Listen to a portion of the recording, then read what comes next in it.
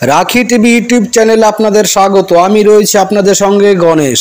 Voter তালিকা সংশোধনে নজরে 22 লাখ পরিযায়ী শ্রমিক, নতুন পদক্ষেপ কমিশনের। আমাদের পশ্চিমবাংলায় পরিযায়ী শ্রমিকদের সংখ্যা কিন্তু অনেক বেশি, 22 লাখ পরিযায়ী শ্রমিক রয়েছে। তাদের জন্য নির্বাচন কমিশনার এক নতুন পদক্ষেপ নিয়েছে যে তারা বাইরে থেকে কিউআর কোডের মাধ্যমে অনলাইনে ফর্ম ফিল আপ করতে পারবেন।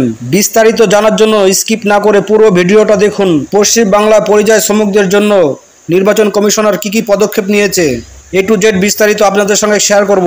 তবে হ্যাঁ, তার আগে একটা ছোট্ট কথা, আপনি যদি রাখি টিভি ইউটিউব চ্যানেলে নতুন হয়ে থাকেন তাহলে চ্যানেলটিকে সাবস্ক্রাইব করুন এবং পাশে থাকা বেল আইকনটি অন করুন। এছাড়া ভিডিওটি অন্যের স্বার্থে শেয়ার করুন। তো চলুন পুরো বিস্তারিত জানা যাক নির্বাচন কমিশনার কোন কোন পদক্ষেপ নিল পশ্চিমবাংলার পরিযায়ী শ্রমিকদের ক্ষেত্রে। সর্বপ্রথম এখানে বলা হয়েছে ভোটার তালিকা সংশোধন নজরে 22 লাখ পরিযায়ী শ্রমিক, নতুন পদক্ষেপ কমিশনের। দেখুন ডেটটা সেপ্টেম্বর 18, 2025। তো চলুন বিস্তারিত জানা যাক কোন কোন পদক্ষেপ নেওয়া হয়েছে পরিযায়ী শ্রমিকদের জন্য।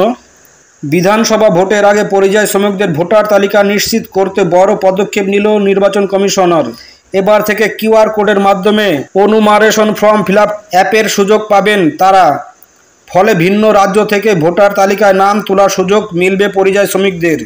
তো বুঝতে পারছেন, কিউআর কোডের মাধ্যমে আপনি যেখানেই থাকেন সেখান থেকে আপনি ফর্ম ফিল আপ করতে পারবেন অনলাইনের মাধ্যমে। তারপরে রয়েছে সূত্রের খবর, কর্মসূত্রে বাংলায় প্রায় 22 লাখ পরিযায়ী শ্রমিক দেশের বাইরে বসবাস করছে। নির্বাচনের আগে এসআইআর নিয়ে বড় তোড়জোড় শুরু করেছে নির্বাচন কমিশন। এদিকে ভোটার তালিকা থেকে যেন একজন মানুষের নামও বাদ না যায় স্পষ্ট জানিয়ে দিয়েছে মুখ্যমন্ত্রী মমতা বন্দ্যোপাধ্যায়।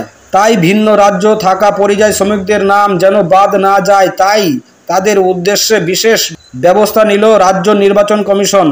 অনেকেই ভিন রাজ্যে কাজের কারণে ভোটার তালিকায় বিশেষ সংশোধনের সময় উপস্থিত থাকতে পারবে না, ফলে প্রকৃত ভোটারদের নাম বাদ পড়ার আশঙ্কা থাকে।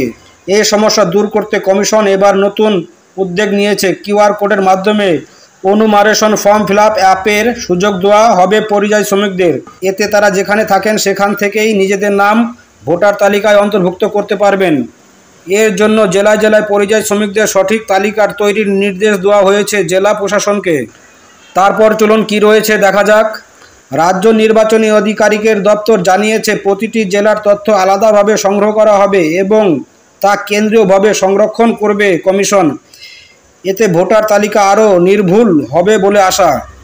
তো আমাদের পশ্চিমবাংলার যে সমস্ত পরিযায়ী শ্রমিক কামের সূত্রে দেশের বাইরে কিংবা ভিন রাজ্যে থাকেন তারা কিন্তু সেখান থেকেই কিউআর কোডের মাধ্যমে এসআইআর কাজ সম্পূর্ণ করতে পারবেন অনলাইনে। তো তাদের জন্য কিন্তু এটা খুবই একটা গুরুত্বপূর্ণ সুখবর। তো এই ছিল আজকের ভিডিওটি ভালো লাগলে একটা লাইক করুন এবং অন্যকে ভিডিওটি শেয়ার করুন। ভালো থাকবেন, সুস্থ থাকবেন, ধন্যবাদ।